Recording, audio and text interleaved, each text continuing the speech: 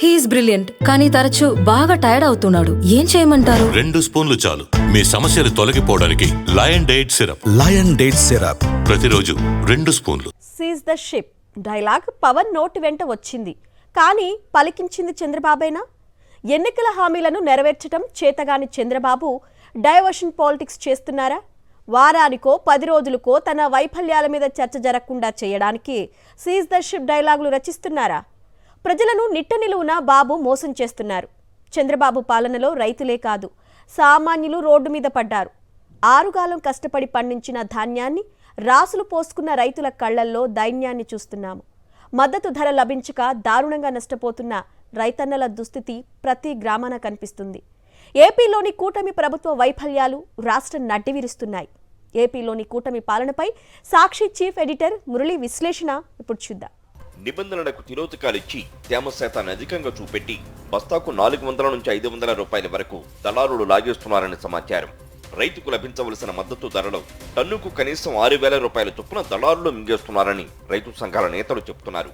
ఈ సంవత్సరం 37 లక్షల టన్నుల ధాన్యాన్ని సేకరించాలని లక్ష్యంగా పెట్టుకున్నట్లు ప్రభుత్వం జీవో ఇచ్చింది. రైతులు పండించిన మొత్తం ధాన్యం 84 లక్షల టన్నులని అంచనా. ప్రభుత్వం చెప్పుకున్న లక్ష్యం ప్రకారం 37 లక్షల టన్నుల లెక్కనే తీసుకుందాం. టన్నుకు 6,000 చొప్పున ఈ మొత్తం ధాన్యంలో దళారీల దోపిడీ విలువెంత? 2,200 కోట్లు. రైతు సేవా కేంద్రాల్లోనే తిష్టవేసిన గాది కింది పందికొక్కులు అప్పనంగా 2,200 కోట్ల రూపాయల రైతుల శ్రమ ఫలాన్ని లాక్కుంటూ ఉంటే మన సర్కారు వారు ఏం చేస్తున్నారో తెలుసా? ఉప ముఖ్యమంత్రి మరో మంత్రి కలిసి రేషన్ బియ్యం అక్రమ రవాణా దొంగలను పట్టుకుంటామంటూ సముద్రంలోకి వెళ్లి సీజ్ ద షిప్ అని గర్జిస్తున్నారు. ఇంతకీ ఆ మంత్రివర్యులు సీజ్ చేయమన్న షిప్పులో ఏముంది? 38,000 మెట్రిక్ టన్నుల బియ్యం లోడు చేసి ఉన్నాయట. అందులో మన రేషన్ బియ్యం మాత్రం 640 టన్నులేనని తెలుస్తోంది. ఈ రేషన్ బియ్యాన్ని సేకరించి ఎగుమతి చేయడానికి కిలోకు 40 రూపాయలు పడుతుందని ఓ లెక్క. టన్నుకు 40,000. సీజ్ ద షిప్ లో ఉన్న 640 టన్నుల విలువ దాదాపు 2.5 కోట్లు. పెద్ద లెక్కే. ఆ ఓడతో పాటు మరో ఓడలో ఇండోనేషియాకు పెద్ద ఎత్తున రేషన్ బియ్యాన్ని మరో మంత్రి గారి బియ్యంకుడు తరలించారని, దాని జోలికి మాత్రం మన డిప్యూటీ వెళ్లలేదని వైసీపీ వాళ్లు విమర్శిస్తున్నారు. ప్రజా పంపిణీ కోసం ఉద్దేశించిన రేషన్ బియ్యం అక్రమ మార్గం పడితే అరికట్టవలసినదే, అభ్యంతరం లేదు. అందుకు మన వ్యవస్థలను సక్రమంగా వినియోగించుకుంటే సరిపోతుంది. ఇంత పెద్ద చేజింగ్ సినిమా అవసరం లేదు. ఒక పక్క రైతుల జేబులు కొట్టి 1,000 కోట్లు లాగేసుకునే పనిలో ఉన్న దళారుల్ని పట్టించుకోని ప్రభుత్వం కాకినాడ రేవుకాడ ఈ డ్రామా వేయడం వెనుక మరేదో మతలబుందనిపించడం లేదా? నిజంగానే చాలా మతలబున్నది. కాకినాడ రేవు ఇతివృత్తంతో చాలా సన్నివేశాలను వరుసగా నడిపించారు. సీజ్ ద షిప్ ఓ డైలాగ్ మాత్రమే. Cinema title seize the port కావచ్చు. నవంబర్ మొదటి వారంలో రాష్ట్ర ఆర్థిక మంత్రి తన బియ్యంకుడి ఇంట్లో ఫంక్షన్ కోసం పెద్దాపురం వెళ్లారు. ఆ వెంటనే ఓ మంత్రి గారు కాకినాడ పోర్టుకు వెళ్లారని, అక్కడ పోర్టు అధినేత కేవీ రావును, సీఈఓ మురళీధర్ను కలిసి వచ్చారని విశ్వసనీయ సమాచారం. అయితే ఆ వివరాలను గోప్యంగా ఉంచారు. నవంబర్ 27న కాకినాడ జిల్లా కలెక్టర్ యాంకరేజీ పోర్టులో లోడింగ్ జరుగుతున్న నౌకను తనిఖీ చేశారు. అందులో లోడు చేస్తున్న బియ్యంతో 640 టన్నుల పీడీఎస్ బియ్యం కూడా ఉన్నట్లు గుర్తించారు. మరో 2 రోజులకే డిప్యూటీ సీఎం పవన్ కళ్యాణ్, పౌర సరఫరాల శాఖ మంత్రి నాదెండ్ల మనోహర్లు ఢిల్లీ నుంచి వచ్చి రావడంతోనే కాకినాడ పోర్టుకు వెళ్లారు. సీజ్ ద షిప్ సన్నివేశాన్ని రక్తి కట్టించారు. ఈ పోర్టు ఎవరిది, ఇక్కడ అధికారులు ఎవరంటూ పవన్ ప్రశ్నించారు. వాస్తవానికి బియ్యం ఎగుమతి జరుగుతున్న యాంకరేజీ పోర్టు 100% పాళ్లు ప్రభుత్వానిదే. పోర్టు ప్రభుత్వానిదే. రాష్ట్రంలో ఉన్న అన్ని శాఖల అధికారులపై పెత్తనం ప్రభుత్వానిదే. మరి పౌర సరఫరా బియ్యం అక్రమ రవాణా జరిగితే బాధ్యులు ఎవరవుతారు? ఈ మౌలికమైన అంశాన్ని ఉప ముఖ్యమంత్రి పక్కన పెట్టి హడావిడి చేశారు.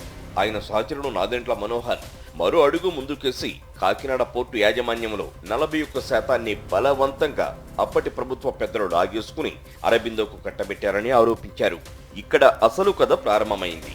బియ్యం ఎగుమతులు జరుగుతున్న యాంకరేజీ పోర్టు వేరు, అరబిందో కంపెనీ వాటాలు కొనుక్కున్న డీప్ వాటర్ పోర్టు వేరు. కాకినాడ పోర్టు అనే పేరుతో ఈ 2 పోర్టుల మధ్య తేడా తెలియకుండా గందరగోళపరచడం ఉద్దేశపూర్వకమే. ఎందుకంటే కాకినాడ సీపోర్ట్స్ పేరుతో ఉన్న డీప్ వాటర్ పోర్టులో అరబిందో కంపెనీ వాటా కొనుగోలు చేసినప్పుడు ముఖ్యమంత్రిగా జగన్మోహన్ రెడ్డి ఉన్నారు. డీప్ వాటర్ పోర్టు వాటాల కొనుగోలుకు, యాంకరేజీ పోర్టులో బియ్యం అక్రమ ఎగుమతి వార్తలకు లింకు బిగించే వ్యూహం కావచ్చు. చేతిలో మీడియా ఉన్నది కదా. నాదెండ్ల మనోహర్ కథను ప్రారంభించిన మరుసటి రోజే కేవీ రావు అనే సదరు పోర్టు యజమాని వైసీపీకి చెందిన ముఖ్యులపై ఫిర్యాదు చేయడం, ఆ కేసును సిఐడి చేపట్టడం చకచకా జరిగిపోయాయి. అరబిందో అనేది సుమారు $10 బిలియన్ టర్నోవర్ కలిగిన ఒక మల్టీనేషనల్ కంపెనీ, ప్రతిష్టాత్మక సంస్థ.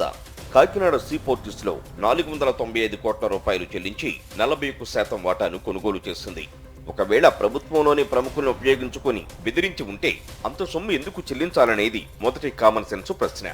ఇంకో 10% రాయించుకుంటే పోర్టు మీద పెత్తనం వారికే వచ్చేది కదా, ఎందుకని వదిలేశారన్నది రెండో కామన్ సెన్స్ ప్రశ్న.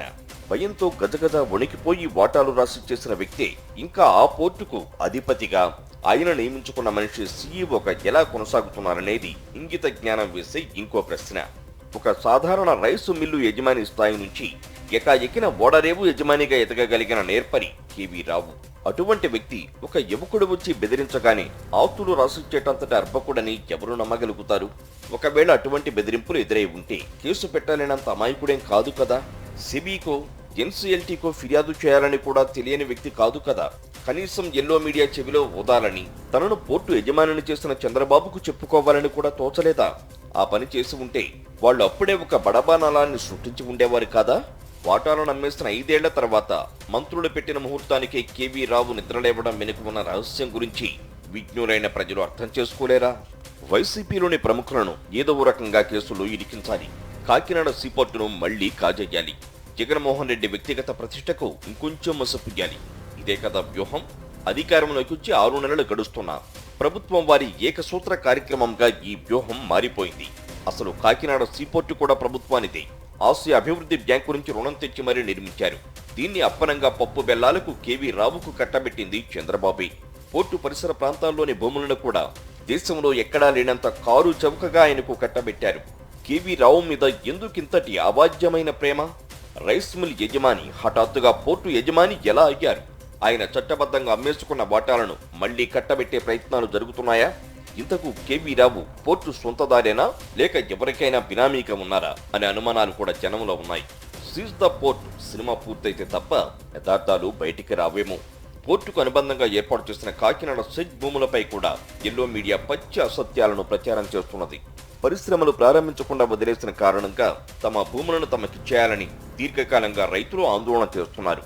చంద్రబాబు అధికారంలో ఉన్నప్పుడు ఆ రైతులను అరెస్టు చేసి సెంట్రల్ జైల్లో నిర్బంధించారు. వైఎస్ జగన్ ముఖ్యమంత్రి అయిన తర్వాత రైతుల కోర్కెను గౌరవించి 2180 ఎకరాల భూములను తిరిగిచ్చేశారు. భారతదేశ చరిత్రలో సేకరించిన భూములను తిరిగి రైతుల పరం చేస్తున్న ఏకైక సందర్భం ఇది.